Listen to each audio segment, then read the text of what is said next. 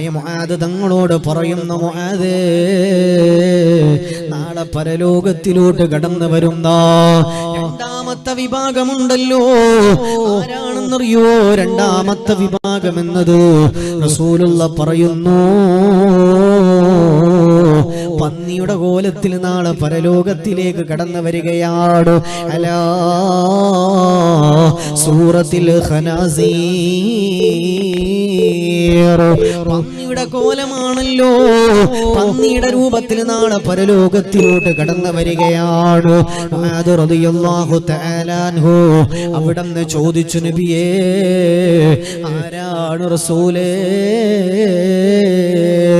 നാളെ പരലോകത്തിലേക്ക് പന്നിയുടെ കോലത്തിൽ കടന്നു വരുന്ന ഹതഭാഗ്യരായ വിഭാഗമാരാ നബിയേ? റസൂലുള്ള പറഞ്ഞു, മുആദേ, ഹൗലാഇല്ലദീന യതഹാവനൂന ഫിസ്സലാത്ത്,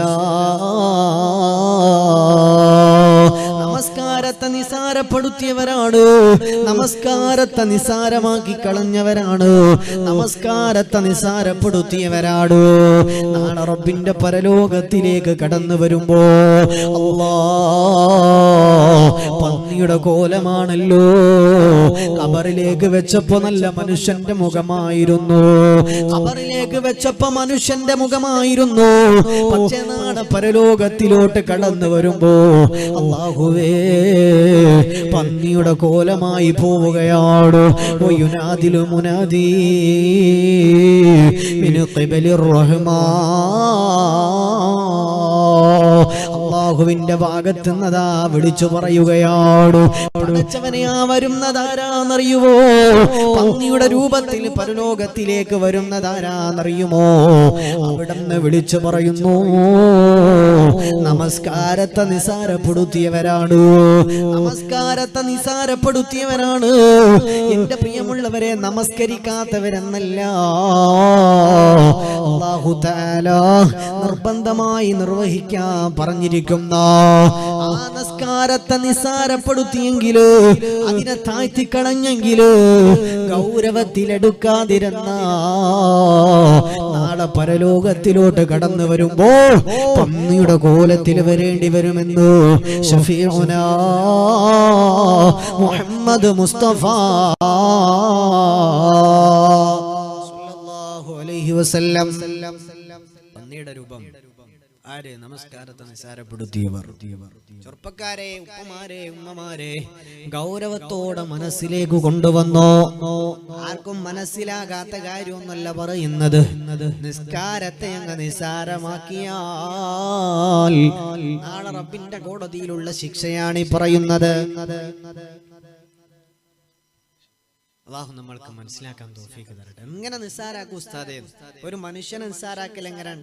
അത് നമുക്ക് എല്ലാവർക്കും സാധാരണഗതിയിൽ ഊഹിച്ചാൽ അറിയാവുന്നതാണ്. പള്ളിയുടെ മുന്നിലൂടെ പോകുന്നു, പള്ളിയിൽ നിന്ന് ബാങ്ക് കൊടുക്കുന്നു, നെവർമെന്റ് ആക്കിയിട്ട് അങ്ങ് നടന്നു പോവുക. ഒരു കാര്യവുമില്ല, വെറുതെ ചുമ്മാ നിസ്കാരത്തെ പിന്തിപ്പിക്കുക. നിസ്കാരം എന്ന് പറയുന്ന വിഷയത്തിന് ഒരു ഗൗരവം കൊടുക്കാതിരിക്കുക. എന്തെല്ലോ ആലോചിച്ചുകൊണ്ട് ഒരു ചടങ്ങ് പൂർത്തീകരിക്കുന്ന പോലെ അങ്ങോട്ട് നിസ്കരിക്കുക, അല്ലേ? വെറുതെ നിസ്കാരം കളയാക്കി. ഇങ്ങനെ നിസ്കാരത്തെ എങ്ങനെയൊക്കെയാണോ നിസ്സാരവൽക്കരിക്കാൻ പറ്റുന്നത്, അങ്ങനെ നിസ്സാരപ്പെടുത്തി കഴിഞ്ഞാലുള്ള ശിക്ഷയാണ്. അല്ലേ? നിസ്കരിക്കുന്ന ആളുകൾക്ക് വൈലെന്ന നരകം. എങ്ങനെ? നിസ്കാരത്തിന്റെ സമയത്തെ തൊട്ട് അശ്രദ്ധരായി നിസ്കാരത്തെ ശ്രദ്ധിക്കാതിരിക്കുന്ന ആളുകൾക്ക് നരകം പോലും ഉണ്ടെന്ന് പരിശുദ്ധ ഖുർആൻ പറയാൻ. അല്ലാഹു നമ്മൾക്ക് ഈമാൻ തരട്ടെ, അല്ലാഹു നമ്മൾക്ക് മനസ്സിലാക്കാൻ തൗഫീഖ് തരട്ടെ. ഇപ്പൊ വലിയ പ്രതിസന്ധിയുടെ കാലാണ്. പരിശുദ്ധ ഖുർആൻ പറഞ്ഞത് രണ്ട് കാര്യം കൊണ്ട് നിങ്ങൾ സഹായം തേടണം, അല്ലേ? രണ്ട് കാര്യം. അവസാന കാലാകുമ്പോ ഈ ഉമ്മത്തിന് വലിയ നാശം വരും, ഈ ഉമ്മത്ത് വലിയ പ്രതിസന്ധിയിലാകും. പരിശുദ്ധ റസൂലുള്ളാഹി സ്വല്ലല്ലാഹു അലൈഹി വസല്ലം തങ്ങൾ പറഞ്ഞപ്പോൾ പരിഹാരം തേടി ആര്? അവിടുത്തെ സ്വഹാബികൾ. യാ റസൂലല്ലാഹ്, എന്താണ് അന്നത്തെ പരിഹാരം നബിയേ?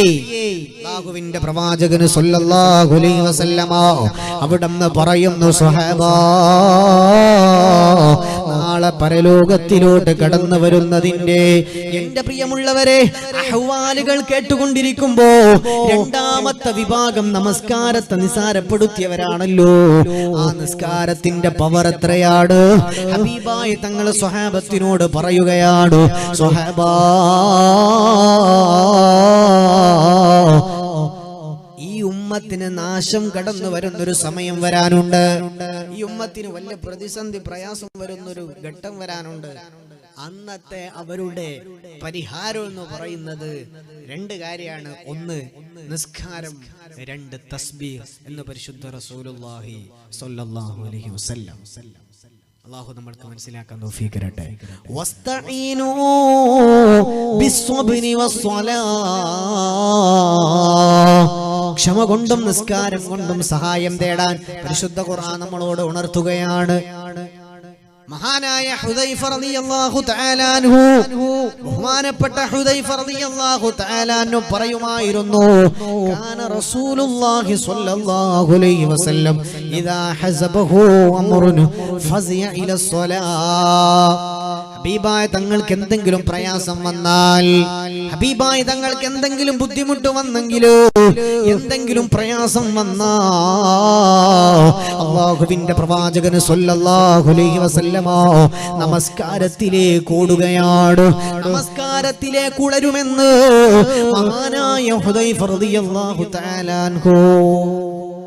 ഒന്ന് പ്രകൃതി ഒന്ന് കടുത്താൽ, വല്ല ഖുസൂഫോ സൂര്യഗ്രഹണമോ ചന്ദ്രഗ്രഹണമോ ഉണ്ടായാൽ, അതേപോലെ എന്തെങ്കിലും ഒരു പ്രയാസം, കാലാവസ്ഥ വ്യതിയാനം വന്നാൽ, ഇങ്ങനെ എന്തെങ്കിലും ഒരു പ്രതിസന്ധി പ്രയാസം വന്നാൽ നബിതങ്ങൾ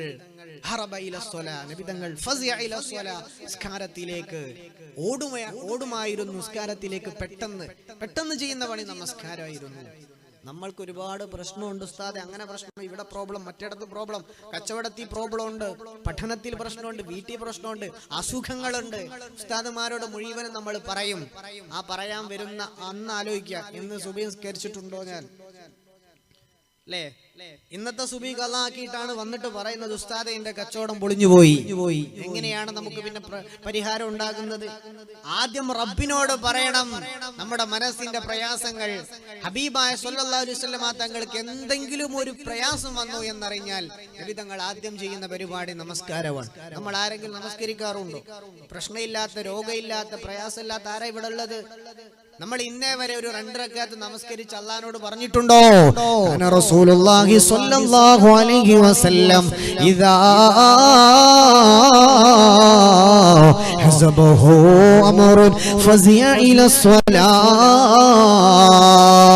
അല്ലാഹുവിന്റെ പ്രവാചകരോ സ്വല്ലല്ലാഹു അലൈഹി വസല്ലമ തങ്ങളോ എന്തെങ്കിലും പ്രയാസം വന്നാ ആദ്യം ചെയ്യുന്ന പരിപാടി നമസ്കാരമാണ്. നാട്ടുകാരോട് പറയലല്ലോ, കൂട്ടുകാരോട് പറയുന്നതിന്റെ മുന്നേ അല്ലാഹു തആലയുടെ മുന്നിൽ 2 റക്അത്ത് നമസ്കരിക്കലാണ്. റബ്ബിനോട് അങ്ങ് ദുആ ചെയ്യലാണ്. നമ്മളിതൊന്നും ചെയ്യാതെ എല്ലാവരോടും പറയും, അല്ലേ? എല്ലാ ആളുകളോടും ഇങ്ങനെ പ്രശ്നമുണ്ട്, അത് പ്രോബ്ലമാണ്, കച്ചവടമൊക്കെ ഇന്ന് പണ്ടത്തെ പോലെ ഇല്ല, അഭിവൃദ്ധി ഇല്ല എന്ന് പറയും. നമ്മൾ അല്ലാഹുവിനോട് പറയാറുണ്ടോ? ഓരോരുത്തർ ആലോചിച്ചു നോക്കുക. ഹബീബായ സ്വല്ലല്ലാഹു അലൈഹി വസല്ലം പെട്ടെന്ന് നമസ്കാരത്തിലേക്ക് ഓടുമായിരുന്നു. ഈ പ്രതിസന്ധി കാലത്തും നമ്മൾ പഠിക്കേണ്ട പ്രധാനപ്പെട്ട ഒരു പരിഹാരമാണ് നമസ്കാരം. നമ്മുടെ നമസ്കാരം നമ്മൾ എത്രത്തോളം കൃത്യമായി നിർവഹിക്കുന്നു, നമ്മൾ പ്രകടനം കാര്യങ്ങളൊക്കെ ഓക്കെയാണ്, നമ്മൾ എടുക്കേണ്ട പണി, അള്ളയായിട്ടുള്ള നമ്മുടെ റിലേഷൻ എന്തെങ്കിലും കോട്ടം തട്ടുന്നുണ്ടോ? ഈ ഉമ്മത്തിന് പ്രതിസന്ധിയും പ്രയാസവും ഉണ്ടാകുന്നത് എപ്പോഴാണ്? നമ്മൾ മോശാകുമ്പോഴാണ്. നമ്മുടെ കയ്യിലിരിപ്പ് കൊണ്ടാണ് ഈ ഉമ്മത്തിനൊക്കെ പ്രയാസം ഉണ്ടായത്. മഹാനായ ഫാറൂഖ് റളിയല്ലാഹു തആല അൻഹു മദീനത്ത് ഒരു ഭൂമികുലുക്കുണ്ടായി. ആളുകളെല്ലാം വിളിച്ചുകൂട്ടി. അവിടെന്ന് പറഞ്ഞു, അതിന്റെ ശേഷം പറഞ്ഞു, മദീനത്തെ പള്ളിയുടെ പരിസരത്തുനിന്ന് ബഹുമാനപ്പെട്ട ഫാറൂഖ് റളിയല്ലാഹു അൻഹു പറഞ്ഞു, ഇനിയൊരു ഭൂമികുലുക്കുണ്ടായാൽ ഞാൻ ഈ മദീനത്ത് നിൽക്കില്ല, ഞാൻ ഇവിടെ നിന്ന് പോകുമെന്ന് മഹാനായ ഫാറൂഖ് റളിയല്ലാഹു അൻഹു ചോദിച്ചു. യാ അമീറൽ മുഅ്മിനീൻ, എന്താ അങ്ങനെ പറയുന്നത്? അവിടെന്ന് പറഞ്ഞു, നമ്മുടെ നാട്ടുകാര് മോശമാകുമ്പോഴാണ് നമുക്ക് അല്ലാഹു പ്രയാസങ്ങൾ തരുന്നത്. നമ്മൾ അല്ലാഹുമായിട്ടുള്ള ബന്ധത്തിൽ വിള്ളൽ വരുമ്പോഴാണ് നമ്മൾക്ക് പ്രതിസന്ധികൾ വരുന്നത് എന്റെ പ്രിയപ്പെട്ട മുഅ്മിനീങ്ങളെ, മുഅ്മിനാത്തുകളെ, നമ്മൾ ആലോചിക്കുക, നമ്മുടെ സകല പ്രതിസന്ധിയുടെയും റീസൺ നമ്മൾ തന്നെയാണ്. അല്ലാഹു നമ്മൾക്ക് ഈമാൻ തരട്ടെ, അല്ലാഹു നമ്മൾക്ക് ഈമാൻ തരട്ടെ. അതുകൊണ്ട് പ്രതിസന്ധികളിൽ നിന്നൊക്കെ കരകയറാനുള്ള പ്രാഥമികമായിട്ടുള്ള ഓരോ വ്യക്തിയും ചെയ്യേണ്ട കാര്യം മുഅ്മിനീങ്ങളെ സംബന്ധിച്ചിടത്തോളം അല്ലാഹുവിലേക്ക് അടുക്കുക എന്നതാണ്. സ്വാലിഹോ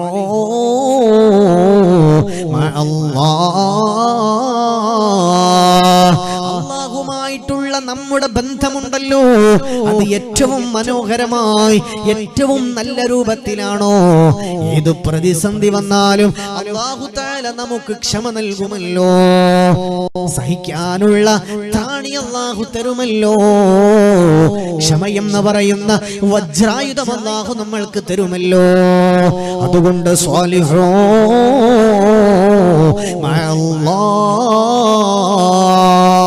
അല്ലാഹുവിനോട് നല്ല രൂപത്തിലോ, അല്ലാഹു തആല പറഞ്ഞതെല്ലാം കൃത്യമായി ചെയ്യുന്ന രൂപത്തിലോ, റബ്ബേ ഇന്നേവരെ ഇതുവരെ ഞാൻ തോന്നിയ പോലെ ജീവിച്ചവനാണ്, ഇനി മുതൽ ഞാൻ നന്നാവുകയാണല്ലോ, ആ പ്രതിജ്ഞയോടെ തൗബയുടെ മനസ്സ് നമുക്കുണ്ടാകുമ്പോ അല്ലാഹു തആല എല്ലാ പ്രതിസന്ധികൾക്കും പരിഹാരമുണ്ടാക്കും. അല്ലാഹുവേ തൗഫീഖ് തരണേ റബ്ബേ. അധികാരം നഷ്ടമാകുന്നത് ആ സമൂഹത്തിൽ തെറ്റുവർദ്ധിച്ചത് കൊണ്ടാണ്. സൈപ്രസ് കീഴടക്കി മഹാനായ അബൂദർദാ റളിയല്ലാഹു അൻഹു ബഹുമാനപ്പെട്ടവരുടെ നേതൃത്വത്തിലാണ് സൈപ്രസ് കീഴടങ്ങി ഇസ്ലാമിക സമൂഹത്തിന് ആ രാജ്യം, ആ പ്രദേശം ലഭിക്കുന്നു. അന്നത്തെ ദിവസം ബഹുമാനപ്പെട്ട അമീർ മഹാനായ അബൂദർദാ റളിയല്ലാഹു അൻഹു ബഹുമാനപ്പെട്ടവരവിടെ നിന്ന് പൊട്ടിക്കരയുകയാണ്. എല്ലാ സോൾജിയേഴ്സും സന്തോഷിക്കുമ്പോ വലിയൊരു സാമ്രാജ്യമാണ് ലഭിച്ചത്. ഇസ്ലാമിക റിപ്പബ്ലിക്കിലുള്ള എല്ലാവരും സന്തോഷിക്കുന്നു, പട്ടാളക്കാര്, മുഅ്മിനീങ്ങൾ എല്ലാവരും ആഹ്ലാദിക്കുമ്പോ മഹാനായ അബൂദർദാ റളിയല്ലാഹു അൻഹു കരയുകയാണ്, പൊട്ടി കരയുന്നു. ചോദിച്ചു, യാ അബൂദർദാ, എന്തിനാണങ്ങ് കരയുന്നത്? എല്ലാവരും സന്തോഷിക്കുന്ന സമയമാണല്ലോ, എന്തിനാണങ്ങ് കരയുന്നത്? അബൂദർദാ റളിയല്ലാഹു അൻഹുവിനോട് ചോദിച്ചപ്പോ മഹാനവറുകൾ പറഞ്ഞു, സൈപ്രസുകാര് തെറ്റ് ചെയ്തത് കൊണ്ടാണ് അവർക്കുള്ള അധികാരം അല്ലാഹു എടുത്തു കളയുന്നത്. സൈപ്രസുകാര് തെറ്റ് ചെയ്തത് കൊണ്ട്, അതുകൊണ്ടാണ് അവരുടെ അധികാരം അല്ലാഹു എടുത്തു കളഞ്ഞത്. ഇനി നമ്മൾ തെറ്റ് ചെയ്താൽ നമ്മുടെ അധികാരം അല്ലാഹു എടുത്തു കൊണ്ടുപോകുമല്ലോ എന്ന് പേടിച്ചത് കൊണ്ടാണ് ഞാൻ കരഞ്ഞു പോയത് എന്ന് മഹാനായ അബൂദർദാ റളിയല്ലാഹു അൻഹു. നമ്മൾ തെറ്റ് ചെയ്തത് കൊണ്ടാണ്, അല്ലാഹുമായിട്ടുള്ള ബന്ധം മോശമാകുമ്പോഴാണ് ഈ ഉമ്മത്തിന് പ്രയാസമുണ്ടാകുന്നത്. നമ്മുടെ പ്രതിസന്ധിയുടെ ബേസിക് റീസൺ അതാണ്, അല്ലാഹുമായിട്ടുള്ള ബന്ധത്തിലുള്ള വിള്ളൽ. പരിശുദ്ധ ഖുർആൻ തന്നെ പറഞ്ഞിട്ടുണ്ട്, വലഖദ് അർസൽനാ ഇലാ ഉമ്മമിൻ മിൻ ഖബ്ലിക. അല്ലാഹുവിന്റെ ഹബീബിനോടാണ് പരിശുദ്ധ ഖുർആൻ പറയുന്നത്. നബിയെ, അങ്ങേക്ക് മുൻപും ഒരുപാട് നബിമാരെ ഓരോ ഉമ്മത്തികളിലേക്കും പറഞ്ഞേക്കപ്പെട്ടിട്ടുണ്ട്, ഒരുപാട് നബിമാരെ പറഞ്ഞയച്ചിട്ടുണ്ട്. ഫഅഖദ്നാഹും ബിൽബഅസാഇ വല്ലറാ. ഒരുപാട് പരീക്ഷണങ്ങളും ബുദ്ധിമുട്ടുകളും പ്രയാസങ്ങളും അല്ലാഹു അവർക്ക് കൊടുക്കുകയും ചെയ്തിട്ടുണ്ട്. എന്തിന്? ലഅല്ലക്കും. എന്തിനാണ്? ലഅല്ലക്കും. അല്ലാഹുവിന്റെ പരിശുദ്ധമായ ഖുർആൻ പറയുകയാണ്, നിങ്ങൾ താണുകയാണ് അല്ലാഹുവിലേക്ക്, നന്ദിയോടെ താണുകയാണ്, മടങ്ങാൻ വേണ്ടിയിട്ടാണ്. നിങ്ങളുടെ മുൻഗാമികളിൽ അല്ലാഹു പ്രയാസങ്ങളും പ്രതിസന്ധികളും കൊടുത്തത് താണുകയാണ് അല്ലാഹുവിലേക്ക് മടങ്ങാൻ വേണ്ടിയാണ്. തൗബ ചെയ്തുകൊണ്ട് എല്ലാ പാപങ്ങളെയും എല്ലാ തിന്മകളെയും മായ്ച്ചു കളഞ്ഞ് റബ്ബിലേക്ക് മടങ്ങാൻ വേണ്ടിയാണ് ഓരോ ഉമ്മത്തികളിലേക്കും അല്ലാഹു പ്രയാസം കൊടുക്കുന്നത്. ഓരോ പ്രയാസം അല്ലാഹു കൊടുക്കുന്നത് നമ്മൾ താണുകയാണ് റബ്ബിലേക്ക് മടങ്ങാൻ വേണ്ടിയാണ്. അല്ലാഹു നമ്മൾക്ക് മനസ്സിലാക്കാൻ ഭാഗ്യം തരട്ടെ, അല്ലാഹു മനസ്സിലാക്കാൻ തൗഫീഖ് തരട്ടെ. അതുകൊണ്ട് നമുക്ക് ബേസിക്കലി അല്ലാഹുമായിട്ടുള്ള ബന്ധം സുദൃഢമാക്കണം, മനോഹരാക്കണം. അപ്പോഴേ നമുക്ക് ഉന്നതി ഉണ്ടാവുകയുള്ളൂ. ദീന് കൊണ്ടാണ് നമുക്ക് ഇസ്സത്ത് ഉണ്ടായത്. സമസ്ത കേരള ജുമയ്യത്തുൽ ഉലമ ഇവിടെ വിഭാവനം ചെയ്യുന്ന ഒരു മനോഹരമായ ഇസ്ലാമിന്റെ ഒരു ആദർശ വീഥിയുണ്ട്, ഒരു പന്ഥാവുണ്ട്. അതിലൂടെയാണ് നമുക്ക് ഇസ്സത്ത് ഉണ്ടായത് എന്ന് നമ്മൾ വിശ്വസിക്കണം. അപ്പോഴാണ് നമ്മുടെ ജീവിതം മനോഹരാവുകയുള്ളൂ എന്ന് ഞാൻ മനസ്സിലാക്കുകയാണ്. മഹാനായ ഫാറൂഖ് റളിയല്ലാഹു തആല അൻഹു ഇസ്ലാമിക റിപ്പബ്ലിക്കിന് ബൈത്തുൽ മുഖദ്ദസിന്റെ താക്കോൽ കൂട്ടങ്ങൾ ഏൽപ്പിക്കാൻ അവിടുത്തെ പാത്രിയാർക്കീസുമാർ, അവിടുത്തെ ക്രിസ്ത്യാനികൾ, അതിന്റെ മേലധ്യക്ഷന്മാർ തീരുമാനിക്കുകയാണ്. പലസ്തീനിലുള്ള ജെറുസലേം അല്ലെ, നമുക്ക് എല്ലാവർക്കും അറിയാം, ആ ബൈത്തുൽ മുഖദ്ദസ് ക്രിസ്ത്യാനികളുടെ കയ്യിലായിരുന്നു. അത് മോചിപ്പിച്ച് അതിന്റെ താക്കോൽ കൂട്ടം, അതിന്റെ അധികാരം ഇസ്ലാമിന് കൈമാറാൻ അവർ തീരുമാനിച്ചു ക്രിസ്ത്യാനികൾ. അന്ന് തമീറായ മഹാനായ ഉമർ ബിൻ ഖത്താബ് റളിയല്ലാഹു തആല അൻഹുവിന്റെ കയ്യിലേക്ക് ഇത് ചടങ്ങ്, ഈ താക്കോൽ കൂട്ടങ്ങൾ ഏൽപ്പിക്കുന്ന ചടങ്ങ് സംഘടിപ്പിക്കുകയാണ്. ആ നാട്ടിലുള്ള മുസ്ലിമീങ്ങൾക്കൊക്കെ ഭയങ്കര ആഹ്ലാദമായി. അവരെല്ലാവരും കാത്തിരിക്കുന്നു. ആരെ? ഇസ്ലാമിന്റെ റിപ്പബ്ലിക്കിന്റെ പ്രസിഡന്റ് മഹാനായ അമീർ ഉമർ ബിൻ ഖത്താബ് റളിയല്ലാഹു അൻഹുവിന്റെ പരിവാരം, അവിടുത്തെ കുതിരകൾ, കുളമ്പടികൾ, ഇതൊക്കെ പ്രതീക്ഷിച്ചുകൊണ്ട് ആളുകൾ ഇങ്ങനെ അവിടെ നിൽക്കുകയാണ്. വലിയൊരു ചടങ്ങാ നടക്കാൻ പോകുന്ന. ഇന്ന് ഉച്ചകോടിയിലെ നമ്മുടെ പ്രധാനമന്ത്രിയും ആളുകളൊക്കെ ഇങ്ങനെ പോകാറുണ്ടല്ലോ ഉച്ചകോടിക്ക് ഒരുപാട് പരിവാരങ്ങളുമായിട്ട്. അതേപോലെ മഹാനായ ഉമറുൽ ഖത്താബ് തങ്ങൾ തന്റെ പരിവാരങ്ങളോടുകൂടി ബൈത്തുൽ മുഖദ്ദസിന്റെ ചാരത്തിലേക്ക് വരുന്നത് പ്രതീക്ഷിച്ചുകൊണ്ട് അവിടുത്തെ മുഅ്മിനീങ്ങൾ ഇങ്ങനെ നിൽക്കുകയാണ്. ആ നേരത്ത് വലിയ ചടങ്ങാ നടക്കാൻ പോകുന്നത് ഇല്ലേ, സാർക്ക് ഉച്ചകോടി അല്ലെ, G20 രാജ്യങ്ങളുടെ ഉച്ചകോടികളൊക്കെ പലപ്പോഴും നടക്കാറുണ്ട്. എന്തു മനോഹരമായിട്ട് ഓരോ പ്രസിഡന്റുമാരും പ്രധാനമന്ത്രിമാരും മാക്സിമം ഉദ്യോഗസ്ഥരെയും പരിവാരങ്ങളും എസ്കോർട്ട് പൈലറ്റ് വാഹനങ്ങളും ഒക്കെ ആയിട്ടാണ് പോവുക. ഇത് വലിയൊരു ഉടമ്പടിയാ, വലിയൊരു ചടങ്ങാ നടക്കാൻ പോകുന്നത്. ബൈത്തുൽ മുഖദ്ദസിന്റെ അധികാരം ഇസ്ലാമിന് ഏൽപ്പിക്കാൻ പോവാണ്. ആ നാട്ടിലുള്ള മുസ്ലിമീങ്ങളൊക്കെ, അർദുൽ മുഖദ്ദസിലുള്ള ആ പ്രദേശത്തുള്ള മുസ്ലിമീങ്ങളൊക്കെ ഫാറൂഖ് തങ്ങളുടെ ആ ഗംഭീര വരവ് പ്രതീക്ഷിച്ചുകൊണ്ടിരിക്കുമ്പോ ഒരൊട്ടകം ഇങ്ങനെ വരുന്നുണ്ട്. അകലെ നിന്ന് ഒരു ഒട്ടകം വരുന്നുണ്ട്. ആളുകൾ ഇങ്ങനെ സൂക്ഷിച്ചു നോക്കി, റബ്ബേ ആരാ വരുന്നത്? ഒട്ടകത്തിന്റെ കടിഞ്ഞാൺ പിടിച്ചുകൊണ്ട് മഹാനായ ഉമർ ബിൻ ഖത്താബ് റളിയല്ലാഹു അൻഹു. ഒട്ടകപ്പുറത്ത് ഒരു ആളിരിക്കുന്നുണ്ട്, വേറെ ആരുമില്ല. ഒട്ടകപ്പുറത്ത് ഒരുത്തൻ ഇരിക്കുന്നുണ്ട്, ഒട്ടകത്തിന്റെ കടിഞ്ഞാൺ പിടിച്ചുകൊണ്ട് മഹാനായ ഫാറൂഖ് റളിയല്ലാഹു തആല അൻഹു ഇങ്ങനെ നടന്നു വരികയാണ്. ആളുകളെല്ലാവർക്കും ഭയങ്കര സങ്കടമായി, ആളുകൾക്കെല്ലാം ഭയങ്കര ദുഃഖമായി. വലിയൊരു പരിവാരവും വലിയ മഞ്ചലുകളും കുതിര കുട്ടമ്പടികളും ഒക്കെ പ്രതീക്ഷിച്ച ആളുകളുടെ മുന്നിലേക്ക് ഒരു ഒട്ടകം ഇങ്ങനെ കടന്നു വരികയാണ്. അതും അതിന്റെ കടിഞ്ഞാൻ പിടിച്ചിട്ട് ഈ രാജ്യത്തിന്റെ, ആ നാടിന്റെ ഖലീഫ, പ്രസിഡന്റ് മഹാനായ ഫാറൂഖ് റളിയല്ലാഹു അൻഹു. വസ്ത്രത്തിലൊക്കെ ചളി പുരണ്ടിട്ടുണ്ട്, കാൽഭാഗത്തും ശരീരത്തിന്റെ വിവിധ ഭാഗങ്ങളിൽ ചളി പുരണ്ടിട്ടുണ്ട്. ആളുകളെല്ലാവരും സങ്കടത്തോടെ പറയുകയാണ്, യാ അമീറുൽ മുഅ്മിനീൻ, ഏറ്റവും മനോഹരമായ ചടങ്ങല്ലേ നടക്കാൻ പോകുന്നത്. ഒന്ന് മനോഹരമായിട്ടോ ഒരുപാട് പടയാളികളെ കൂട്ടിയിട്ട് വന്നുകൂടെ? ക്രിസ്ത്യാനികളെ മുന്നില് നമ്മുടെ അഭിമാനം നമുക്കൊന്ന് സംരക്ഷിക്കണ്ടേ? എന്തിനാണ് ഇങ്ങനെ നടന്നു വരുന്നത്? അടിമയെ ഒട്ടകപ്പുറത്തിരുത്തിയിട്ട് എന്തിനാണ് അങ്ങ് നടന്നു വരുന്നത്? ഒരു സാധാരണക്കാരനാണോ? ഇസ്ലാമിക റിപ്പബ്ലിക്കിന്റെ പ്രസിഡന്റ് ആണല്ലോ. നല്ലൊരു വസ്ത്രമായി കൂടെ? ഇങ്ങനെ ചളിപുരണ്ട വസ്ത്രം ഇട്ടിട്ടു? അല്ലാഹുവേ, സാധാരണ വാഹനമായ ഒട്ടകം അതിന്റെ കടിഞ്ഞാൻ പിടിച്ചിട്ടു ഇങ്ങനെ തനിയെ നടന്നു വരണോ? അമീറുൽ മുഅ്മിനീനോട് ആളുകളെല്ലാം പരാതി പറയുകയാണ്. അവിടുത്തെ മുസ്ലിമീങ്ങളല്ലോ ഇങ്ങനെ പരാതി പറഞ്ഞപ്പോ ഫാറൂഖ് റളിയല്ലാഹു തആല അൻഹു അവിടെയുള്ളവരോട് പറയുന്നു, പ്രിയപ്പെട്ടവരെ, അയ്യുഹൽ മുസ്ലിമൂൻ, ഓ മുസ്ലിമീങ്ങളെ, നഹ്നു ഖൗമുൻ അസ്സനല്ലാഹു ബിൽ ഇസ്ലാം. ഈ ഉമ്മത്തിന് ഇസ്ലാം കൊണ്ടാണ് ഇസ്സത്ത് ഉണ്ടാകുന്നത്. ഫമൻ ഇബ്തഗൽ ഇസ്സ ബിഗൈരിൽ ഇസ്ലാം അദല്ലഹുല്ലാഹ്. മഹാനായ ഫാറൂഖ് റളിയല്ലാഹു തആല അൻഹു അവിടെയുള്ളവരോടാ പറഞ്ഞു കൊടുക്കുന്നത്.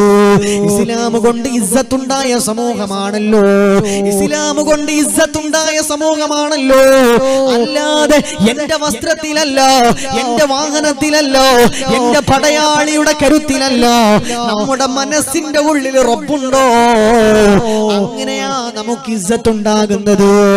അല്ലാതെ എന്റെ മനോഹരമായ വസ്ത്രം കൊണ്ടല്ല, എന്റെ മനോഹരമായ പടയാളികളെ കൊണ്ടല്ല, വാഹനത്തിന്റെ പൈലറ്റ് അകമ്പടി കൊണ്ടല്ല. മഹാനായ ഫാറൂഖ് റളിയല്ലാഹു തആല അൻഹു അവിടെന്ന് പറയുകയാണ്, നഹ്നു ഖൗമുൻ അഅസ്സനല്ലാഹു ബിൽ ഇസ്ലാം ഫമൻ ഇബ്തഗൽ ഇസ്സത ബിഗൈരിൽ ഇസ്ലാം അദല്ലഹുല്ലാഹ്. മഹാനായ ഫാറൂഖ് റളിയല്ലാഹു തആല അൻഹു അവിടെന്നതാ പറഞ്ഞു കൊടുക്കുകയാണ്, പരിശുദ്ധമായ ദീനല്ലാതെ വേറെ ചിലതാണ് അഭിമാനമെന്ന് കരുതിയാ, എന്റെ വസ്ത്രമാണ് അഭിമാനം, എന്റെ മനോഹരമായ കുതിര പടയാളികളാണ് അഭിമാനമെന്ന് കരുതി കഴിഞ്ഞാ, മഹാനായ ഫാറൂഖ് തങ്ങൾ അവിടെന്ന് പറയുകയാണ്, അല്ലാഹു തആല നിന്യമാക്കുമല്ലോ, അല്ലാഹു തആല താഴ്ത്തി കളയുമല്ലോ, ഒന്നിനും പറ്റാത്തവരാക്കി കളയുമല്ലോ. മഹാനായ ഫാറൂഖ് റളിയല്ലാഹു തആല അൻഹു എന്നിട്ട് അവിടെന്ന് പറയുന്നു, മുസ്ലിമീങ്ങളെ, ഞാനും എന്റെ അടിമയും മദീനത്ത് നടക്കാൻ തുടങ്ങിയതാണല്ലോ, ഊഴം വെച്ചുകൊണ്ടാ ഞങ്ങൾ നടക്കുന്നത്. കുറെ നേരം ഞാൻ ഒട്ടകപ്പുറത്തിരിക്കും, ആ സമയത്ത് അടിമയാണ് കടിഞ്ഞാൻ പിടിച്ച് നടക്കുന്നത്. കുറെ നേരം കഴിഞ്ഞോ എന്റെ ഊഴമാകുമ്പോ ഞാനതാ ഒട്ടകപ്പുറത്തുനിന്ന് താഴെ ഇറങ്ങുകയാണ്, എന്നിട്ട് ഞാൻ കടിഞ്ഞാണ് പിടിക്കുകയാണ്. ആ നേരത്ത് എന്റെ അടിമയുണ്ടല്ലോ ഒട്ടകപ്പുറത്തതാ കേറിയിരിക്കുകയാണ്. ബൈത്തുൽ മുഖദ്ദസിന്റെ പരിസരത്തെത്തിയപ്പോ അല്ലാഹുവേ, ഫാറൂഖ് തങ്ങളതാ പറയുകയാണ്, ബൈത്തുൽ മുഖദ്ദസിന്റെ പരിസരമായപ്പോ എന്റെ ഊഴമല്ല, എന്റെ അടിമയുടെ ഊഴമാ വരുന്നത്. പിന്നെ ഞാൻ ഒട്ടകപ്പുറത്തിരിക്കാൻ പറ്റുമോ? അങ്ങനെ ഞാൻ താഴെയിറങ്ങി, എന്റെ അടിമ ഇതാ ഒട്ടകപ്പുറത്ത് കയറിയിരിക്കുകയാണ്. ആളുകൾ കാണുമല്ലോ വാഹനം ഓടിച്ചുകൊണ്ട് ഖലീഫ നടക്കുന്നത്. അതൊന്നും ഓർക്കാൻ നേരമില്ല. നഹ്നു ഖൗമുൻ അഅസ്സനല്ലാഹു ബിൽ ഇസ്ലാം. ഇസ്ലാം കൊണ്ട് നമുക്ക് ഇസ്സത്ത് ഉണ്ടായത്. ആ ബോധാണ് കൽബിലുള്ളത്. അവരൊക്കെ പുഞ്ചിരിച്ച് ലാ ഇലാഹ ഇല്ലല്ലാഹ് ചൊല്ലി റാഹത്തോടെ അങ്ങ് പോയി മുത്തുനബി തങ്ങൾ അടുത്ത് ചെന്ന് കിടക്കാൻ. അള്ളാഹു അവരുടെ പൊരുത്തം കൊണ്ട് നമ്മുടെ ജീവിതം അള്ളാഹു മനോഹരാക്കി തരട്ടെ. അള്ളാഹു നമുക്ക് ഈമാൻ തരട്ടെ. അവര് ദുനിയാവിന്റെ സമ്പത്തിലോ ദുനിയവിയായ ഒരു കാര്യത്തിൽ അവർ അഭിമാനം കണ്ടില്ല. അവർ കണ്ടത് ഈ ദീനാണ് എനിക്ക് അഭിമാനം തന്നത്. ആ ഒരു ബോധം നമുക്കുണ്ടായിരിക്കണം. നമുക്ക് അഭിമാനം തന്നത് എന്റെ ദീനാണ്. ആ അഭിമാനമുള്ളത് കൊണ്ടാണ് ഇവിടുത്തെ SKSF ഇങ്ങനെ ഒരു പരിപാടി സംഘടിപ്പിച്ചത്. ആരെന്ത് പറഞ്ഞാലും, ആരെന്ത് കുറ്റം പറഞ്ഞാലും, അള്ളാഹുവിന്റെ റസൂൽ അനുഭവിച്ച പോലെ സല്ലല്ലാഹു അലൈഹി വസല്ലം, അവിടുത്തെ സ്വഹാബത്ത് അനുഭവിച്ച പോലെ ഒരു പ്രയാസവും നമുക്ക് ആർക്കും അനുഭവിക്കേണ്ടതായിട്ടില്ല. എന്തെങ്കിലുമൊക്കെ നാളെ റബ്ബ് ചോദിക്കും, എടാ ദീനിന് വേണ്ടി നീ എന്തു ചെയ്തു? എടാ അള്ളാഹ് ചോദിക്കും, എന്റെ ദീനിന് വേണ്ടി നീ എന്തു ചെയ്തു? നമുക്ക് എന്ത് പറയാൻ പറ്റും? ഞാൻ നല്ല വീടുണ്ടാക്കിയ റബ്ബേ പറഞ്ഞിട്ട് കാര്യമുണ്ടോ? ഞാൻ നല്ല ഗേറ്റ് കെട്ടിയ റബ്ബേ പറഞ്ഞിട്ട് വല്ല കാര്യമുണ്ടോ? ഞാൻ നല്ല കാറ് മേടിച്ചു റബ്ബേ കാര്യമുണ്ടോ? നിങ്ങള് എന്റെ പരിശുദ്ധമായ ദീനിന് വേണ്ടി നീ എന്തേടാ ചെയ്തതെന്ന് റബ്ബ് നാളെ ചോദിച്ചാ അല്ലാഹുവിന്റെ മുന്നിൽ അഭിമാനത്തോടെ പറയാൻ കഴിയണം. അഭിമാനത്തോടെ പറയാൻ കഴിയണം, റബ്ബേ സമസ്തക്ക് വേണ്ടി പ്രവർത്തിച്ചു, അല്ലാഹ് ദീനിന് വേണ്ടി പ്രവർത്തിച്ചു റബ്ബേ. അതിനാണ് നമ്മൾ ഒരുമിച്ച് കൂടുന്നത്. ഈ ദുനിയാവിൽ ആളാകാനോ പൈസ ഉണ്ടാക്കാനോ അല്ല. ആഖിറത്തിൽ റബ്ബിന്റെ മുന്നിൽ ഇങ്ങനെ നെഞ്ചു വിടർത്തി നിൽക്കാൻ പറ്റണം. ആരാണോ എതിർക്കുന്നത്, ആരാണോ തളർത്തുന്നത്, അവരെല്ലാം നാളെ റബ്ബിന്റെ മുന്നിൽ ഈ നെഞ്ചിന്റെ വീതി നാളെ കാണില്ല. കുറ്റം പറയുന്നവരെല്ലാം പറഞ്ഞുകൊള്ളട്ടെ, പ്രയാസപ്പെടുത്തുന്നത് പ്രയാസപ്പെടുത്തട്ടെ, ചവിട്ടി മതിക്കുന്നവർ മെതിക്കട്ടെ. ഈ പച്ച മണ്ണി ചെന്ന് കിടക്കുമ്പോ അല്ലാഹുവിന്റെ മലായികത്തെ കിറാമിന്റെ ആ തിരുനോട്ടമുണ്ടല്ലോ, അവരുടെ കൂട്ടുണ്ടല്ലോ, അല്ലാഹു നമ്മൾക്ക് തരും ഇൻഷാ അല്ലാഹ്. അല്ലാഹു ഇങ്ങനെയാക്കി തരട്ടെ. ആമീൻ യാ റബ്ബൽ ആലമീൻ. നമുക്ക് അന്തസ് നമ്മുടെ പരിശുദ്ധമായ ദീനാണ്. ദീൻ എന്ന് പറഞ്ഞാൽ സമസ്ത കേരള ജംഇയ്യത്തുൽ ഉലമ, അതിന്റെ ആലിമീങ്ങൾ ആരിഫീങ്ങൾ. നേരത്തെ പ്രിയപ്പെട്ട ഇർഫാനി ഉസ്താദ് ഇവിടെ പറഞ്ഞല്ലോ, കാളമ്പാടി ഉസ്താദിന്റെ നേരിട്ടുള്ള അനുഭവം. എവിടെന്നോ കേട്ടു പറഞ്ഞതല്ല, ബാലരമ വായിച്ചു പറഞ്ഞതല്ല, സുപ്രഭാതത്തിൽ നോക്കി പറഞ്ഞതല്ല, നേരിട്ട് അദ്ദേഹം അനുഭവിച്ച യാഥാർത്ഥ്യം അദ്ദേഹം ഇവിടെ പറഞ്ഞു. മരിക്കുന്നതിന്റെ മുന്നേ സാധാരണ ബെല്ലടിച്ച സ്പോട്ടിൽ ക്ലാസ് നിർത്തി പോകാറുള്ള കാളമ്പാടി ഉസ്താദ് അവസാനത്തെ സബക്കിന്റെ സമയം കിതാബ് കൃത്യമായൊരു വഖഫിലേക്ക് എത്തിക്കുന്നു. ഇത് കഴിഞ്ഞ നാളെ അള്ളാന്റെ റസൂലിന്റെ ഹദീസ് പറയാൻ എനിക്ക് ആയുസ് ഉണ്ടാവില്ല എന്നറിയാം, അള്ളാഹ് അറിയിച്ചു കൊടുത്തിട്ടുണ്ട്. അതുകൊണ്ടാ പറഞ്ഞത് ഒരു 15 മിനിറ്റ് കൂടെ തരുവോ. അങ്ങനെ 15 മിനിറ്റ് കൂടെ മുത്തുനബി തങ്ങളെ വർത്തമാനം പറഞ്ഞ് അങ്ങനെ അങ്ങ് റബ്ബിലേക്ക് നടന്നുപോയി.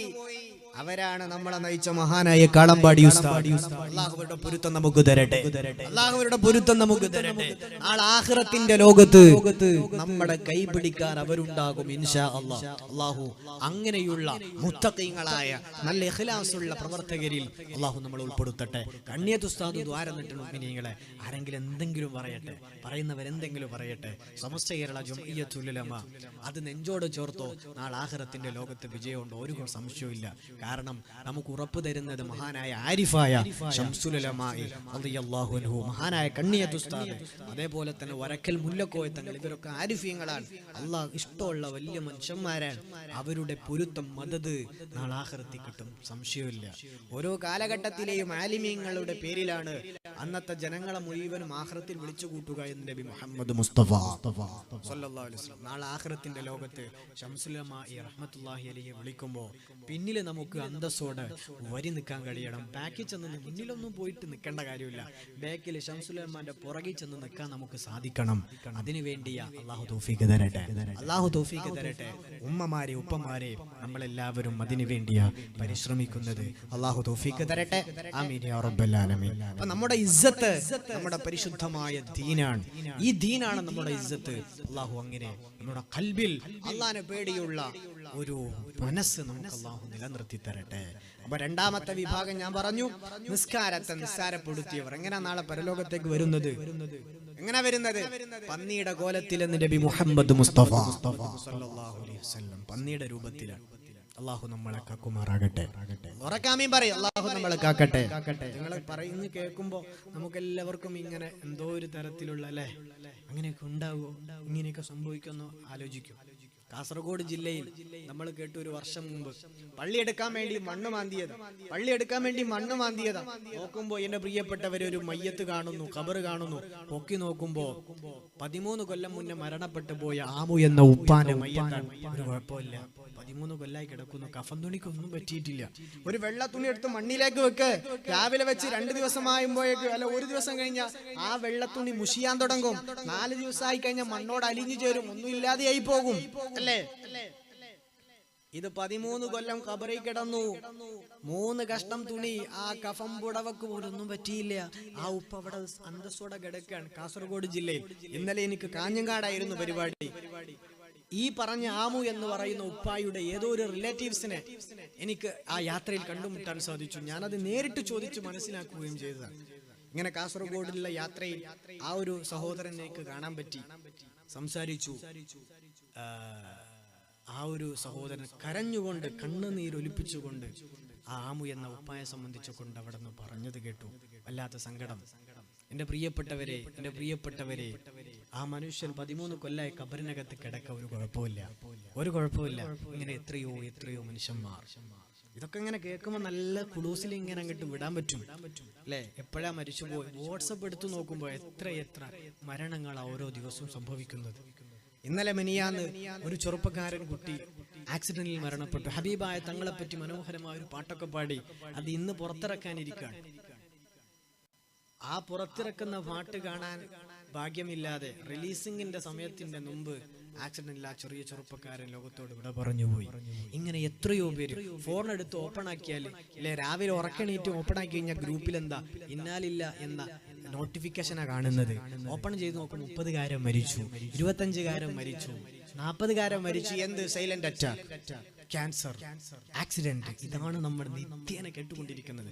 പണ്ട് കാലത്ത് അങ്ങനത്തെ നിരന്തരമുള്ള കണ്ടിന്യൂസ് ആയിട്ടുള്ള പെട്ടെന്നുള്ള മരണം കുറവായിരുന്നു. ഇന്നത് വളരെ ധാരാളം വർദ്ധിച്ചിട്ടുണ്ട്.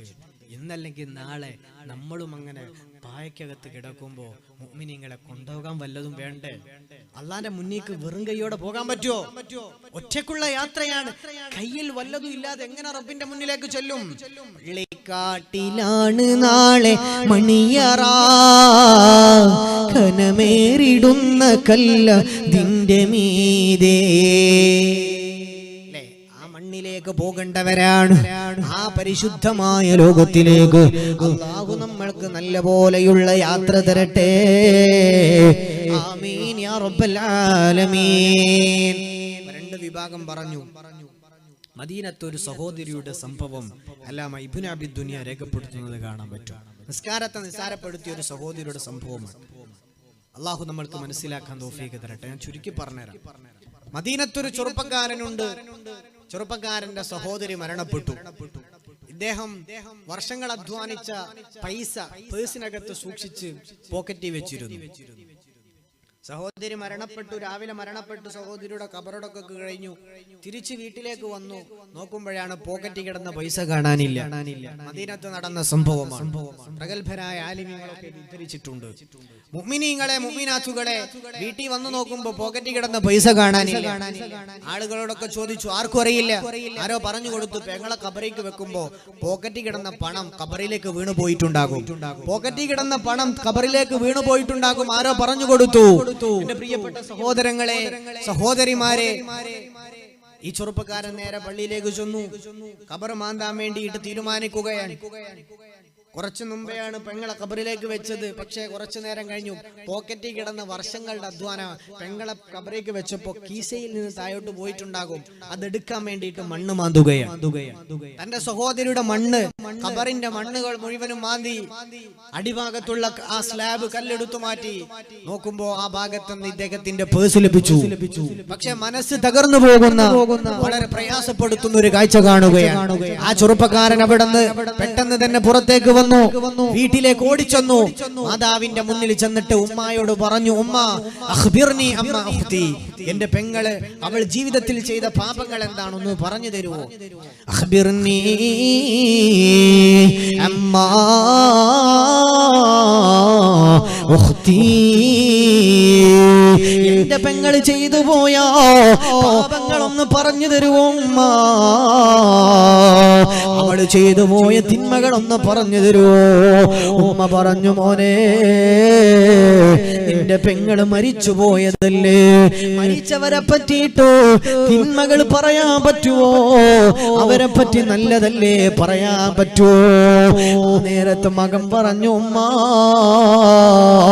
ഞാൻ വെറുതെ ചോദിച്ചതല്ല, ഞാൻ എന്റെ പേഴ്സ് ലഭിക്കാൻ വേണ്ടിയിട്ട് നമ്മുടെ പെങ്ങളുടെ ഖബർ തുറന്നു നോക്കിയപ്പോ എന്റെ പേഴ്സ് എനിക്ക് ലഭിച്ചു. പക്ഷേ ഫഹാദിഹി മുസ്തഖിലു ഫിന്നാർ. ഉമ്മാ, നമ്മുടെ പൊന്നു പെങ്ങളുടെ ഖബറുണ്ടല്ലോ, തീഗോളമാണുമ്മ, തീകുണ്ടാരമാണുമ്മ. ഫഹാദിഹി മുസ്തഖിലു ഫിന്നാർ. നമ്മുടെ പൊന്നു പെങ്ങളുടെ ഖബറിൽ നിറയെ തീയാണുമ്മ. എന്റെ പ്രിയപ്പെട്ടവരെ, അവിടുന്ന് മാതാവ് അവിടെ പറയാൻ തുടങ്ങി, മോനെ, നിന്റെ പെങ്ങളുണ്ടല്ലോ 3 തരത്തിലുള്ള പാപങ്ങളാ ചെയ്തുകൊണ്ടിരുന്നത്. ഖബറിലേക്ക് വെച്ചപ്പോ ഖബറ് നിറയെ തീയാണല്ലോ. ഉമ്മ കേൾക്കുമ്പോ നല്ല ചിരിയാണ്, കേൾക്കുമ്പോ നല്ല രസമാണല്ലോ. ആഖിറത്തിന്റെ ലോകത്തിന്റെ കഥകളാണല്ലോ, ഏതെങ്കിലും കഥാകൃത്ത് പറഞ്ഞതല്ല, ആലിമീങ്ങൾ കിതാബിലൂടെ രേഖപ്പെടുത്തിയതാണ്. റബ്ബേ, മാതാവ് അവിടുന്ന് പറയാൻ തുടങ്ങി. മാതാവ് പറയുന്നു, മോനെ, നിന്റെ പെങ്ങള് ചെയ്തു പോയത് 3 പാപങ്ങളാണ്. ഒന്നാമത്തെ പാപം എന്താണെന്നറിയോ? അവിടുന്നതാ പറഞ്ഞു കൊടുക്കുന്നു, അവള് ഗീബത്ത് നമീമത്ത് പറയുന്നവളാണ്. പാതിരാത്രി സമയം വന്നോ അയൽവാസികൾ പറയുന്ന രഹസ്യമുണ്ടല്ലോ, അയൽവാസികൾ പറയുന്ന രഹസ്യമുണ്ടല്ലോ, അത് കാതോർത്തുകൊണ്ട് നാടായ നാട് മുഴുവനും പറഞ്ഞു നടക്കുന്നവളാ. രണ്ടാമത്തെ പാപം എന്താണെന്നറിയോ? ഓഹർ ബാഗ് കൊടുക്കുമ്പോ നിന്റെ പെങ്ങള് പറയും, ഉമ്മ അസർ ബാഗ് കൊടുക്കാൻ നേരം ഒരുപാടുണ്ട്. അസർ കൊടുത്താ പറയും, ഉമ്മ മഗ്രിബിന്റെ നേരം ഒരുപാടുണ്ടല്ലോ. ഇങ്ങനെ നിസ്കാരത്തെ പിന്തിപ്പിക്കുന്നവളാണ്. നിസ്കാരത്തെ പ്രയാസത്തോടെ നിസ്കരിക്കാതെ സമയത്തെ തൊട്ട് മാറ്റി നിർത്തുന്നവളാണ്. സമയത്തെ തൊട്ട് പിന്തിപ്പിക്കുന്നവളാണല്ലോ. ഒരു കാരണവുമില്ലാതെ നിസ്കാരത്തെ നിസാരമാക്കുന്നവളാണ്. മൂന്നാമത്തെ തെറ്റെന്തെന്നറിയോ? അവൾ അശുദ്ധി വന്നു കഴിഞ്ഞാൽ കൃത്യമായി ശുദ്ധീകരണം ചെയ്യാത്തവളാണ്. സ്ത്രീകളാകുമ്പോ അശുദ്ധി ഉണ്ടാകുമല്ലോ, കൃത്യമായിട്ടത് ശുദ്ധീകരണം ചെയ്യാത്തവളാണ്. ഈ 3 പാപങ്ങളുമാണ് നിന്റെ പെങ്ങള് ചെയ്തതെന്ന് എനിക്കറിയാം. മാതാവ് അവിടെന്ന് പറഞ്ഞു കൊടുക്കുമ്പോ, എന്റെ പ്രിയപ്പെട്ട ഉമ്മ, ഇന്ന് തന്നെ പ്രതിജ്ഞയെടുത്തോ, ഞാൻ എന്റെ ജീവിതത്തിലോ എന്റെ നിസ്കാരത്തെ ഞാൻ ഒരു കാരണവുമില്ലാതെ പിന്തിപ്പിക്കുകയില്ല. ഒരാളെയും ഞാൻ ഗീബത്ത് പറയില്ല. ഈ സമയത്ത് പ്രതിജ്ഞയെടുത്തോ. ഉപ്പമാരെ, ഉമ്മമാരെ, അല്ലാഹു തആല നിലനിർത്താൻ വേണ്ടി പറഞ്ഞ നല്ല പറഞ്ഞിട്ടില്ലല്ലോ, നിസ്കാരം നിലനിർത്തണം. നിങ്ങൾ നിസ്കരിക്കുന്നല്ല, നിങ്ങൾ നിസ്കാരം നിലനിർത്തുക എന്ന ഖുർആൻ പറഞ്ഞത്. നിസ്കരിക്കാൻ എല്ലാവർക്കും കഴിയും, വല്ലപ്പോഴൊക്കെ അല്ലേ കൊല്ലത്തി പെരുന്നാൾ നിസ്കാരം നിസ്കരിക്കുന്ന ആൾക്കാരൊക്കെ നിസ്കരിക്കുക എന്നല്ല, നിസ്കരിക്കുക എന്നതല്ല സംഭവം, നിസ്കാരം നിലനിർത്തലാണ്. ഒന്നുപോലും ഒഴിയാതെ നിസ്കാരം നിലനിർത്താൻ നമുക്ക് സാധിക്കണം. മഹാനായ ഷഹീദ് മില്ലത്ത് ടിപ്പു സുൽത്താൻ, ഫത്ഹ് അലി ഖാൻ എന്നറിയപ്പെടുന്ന മഹാനായ ഷഹീദ് മില്ലത്ത് ടിപ്പു സുൽത്താൻ ശ്രീരംഗപട്ടണത്തിൽ മനോഹരമായ ഒരു പള്ളി ഉണ്ടാക്കുകയാണ്. മൈസൂർ പോയാൽ നമുക്ക് കാണാൻ പറ്റും അല്ലെ. ഒരു 3 ആഴ്ചകൾക്ക് മുമ്പ്, 3-4 ആഴ്ചകൾക്ക് മുമ്പ് എനിക്ക് അവിടെ പോയി ബഹുമാനപ്പെട്ട ടിപ്പു സുൽത്താൻ അവരുടെ മഖാം സിയാറത്ത് ചെയ്യാൻ പറ്റിയിട്ടുണ്ട്. 3 ഖബറുണ്ട്. അവരും അവരുടെ ഉപ്പായും ഉമ്മായും വലിയ മഹാനായിരുന്നു. ഹൈദർ അലിയുണ്ട്, അവരുടെ ഉമ്മയുണ്ട്, ടിപ്പു സുൽത്താന്റെ ഉമ്മയുണ്ട്. ഇങ്ങനെയുള്ള 3 മഖാം മൈസൂർ പോയാൽ നമുക്ക് കാണാൻ പറ്റും. അവിടെ നല്ലൊരു മനോഹരമായ ഒരു പള്ളിയുണ്ട് അല്ലെ, കണ്ടവരുണ്ട്. സദസ്സിൽ ടിപ്പുവിന്റെ പള്ളി കണ്ടവർ ഒന്ന് കൈപൊക്കിയാട്ടെ. കണ്ടവര് മൈസൂർ ടിപ്പു സുൽത്താന്റെ പള്ളി കാണാ, ഒരു 4-5 പേര് കണ്ടിട്ടുണ്ട്. ആ പള്ളിയുടെ ഉദ്ഘാടനം വരികയാണ്. മനോഹരമായ പള്ളിയൊക്കെ ഉണ്ടാക്കി ഉദ്ഘാടനത്തിന്റെ സുദിനം വന്നു. ആളുകളൊക്കെ ഒരുമിച്ച് കൂടി. മഹാനായ ഷഹീദ് മില്ലത്ത് ടിപ്പു സുൽത്താൻ അവിടെയുള്ളവരോട് പറഞ്ഞു, ഇതിന്റെ ഇനാഗുറേഷൻ, ഇതിന്റെ ഉദ്ഘാടനം ഞാനല്ല നിർവഹിക്കുന്നത്. ഒരു കണ്ടീഷൻ ഉണ്ട്, അത് സാറ്റിസ്ഫൈ ചെയ്യാൻ പറ്റുന്ന ഒരാളാണ് ഉദ്ഘാടനം ചെയ്യുന്നത്. എന്താ കണ്ടീഷൻ? പ്രായപൂർത്തിയായത് മുതൽ ഇന്ന് വരെ ഒരു നിസ്കാരം പോലും ഖളാ ആക്കാതെ നിർവഹിച്ചവരുണ്ടോ? സ്റ്റേജിലുള്ള ആളുകളൊക്കെ കിടുകിടാ വിറച്ചു. മഹാനായ ഷഹീദ് മില്ലത്ത് ടിപ്പുവിന്റെ ആഹ്വാനമാണ്. ആരാണ് ഇന്നേ വരെ പ്രായപൂർത്തി എത്തിയത് മുതൽ ഒരു നിസ്കാരം പോലും ഖളാ ആക്കാതെ നിർവഹിച്ച ആരാണ് ഇവിടെയുള്ളത്? ഒരാൾക്ക് പോലും അവിടെ നിന്ന് കൈപൊക്കാൻ പറ്റിയില്ല. ഒരാള് പോലും അവിടെ നിന്ന് എഴുന്നേറ്റ് നിൽക്കാൻ പറ്റിയില്ല. പണ്ഡിതന്മാരുണ്ട്, സാധാരണക്കാരുണ്ട്, ഒരാളും അവിടെ നിന്ന് പറഞ്ഞില്ല. നേരത്തെ ഷഹീദേ മില്ലത്ത് ടിപ്പു സുൽത്താൻ ബഹുമാനപ്പെട്ടവരുടെ നിന്ന് പറയുകയാണ്, ഞാൻ തന്നെ ഉദ്ഘാടനം ചെയ്യുകയാണ്. കാരണം എനിക്ക് ഓർമ്മ വെച്ചത് മുതല്, എനിക്ക് നമസ്കാരം പഠിച്ചത് മുതല് ഞാൻ ഇന്നേ വരെ ഒരു നമസ്കാരം കളയാക്കിയിട്ടില്ല. മാത്രമല്ല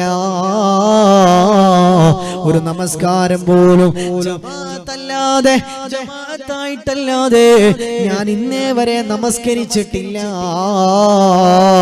ഷഹീദേ മില്ലത്ത് ടിപ്പു സുൽത്താൻ റഹ്മത്തുള്ളാഹി അലൈഹി.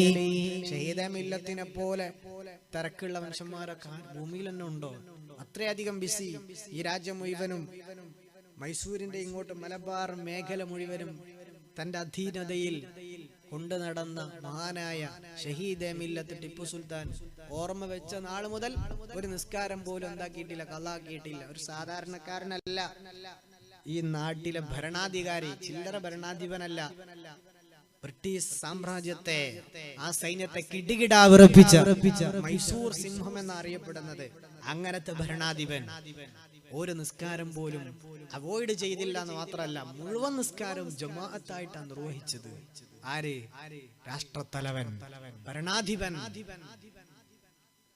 നമ്മുടെ തിരക്കുകൾക്ക് വല്ല അർത്ഥമുണ്ടോ? നമ്മുടെ തിരക്കുകൾക്ക് വല്ല അർത്ഥമുണ്ടോ? മിനാത്തുകളെ വിചാരിച്ചാൽ നടക്കുന്ന കാര്യമേ ഉള്ളൂ, വിചാരിച്ചാൽ നടക്കുന്ന കാര്യമേ ഉള്ളൂ. അതുകൊണ്ട് നിസ്കാരം നിസ്കാരം നിലനിർത്തുക എന്നാ പറഞ്ഞത്. അത് നിലനിർത്താൻ പരിശ്രമിക്കണം. അല്ലാഹു തൗഫീഖ് തരട്ടെ. രണ്ടാമത്തെ വിഭാഗം, നിസ്കാരത്തെ നിസാരപ്പെടുത്തി കഴിഞ്ഞാൽ നാളെ റബ്ബിന്റെ മുന്നിലേക്ക് പോകുന്നത് ഏത് രൂപത്തിൽ? പന്നിയുടെ കോലത്തിൽ എന്ന് നബി മുഹമ്മദ് മുസ്തഫ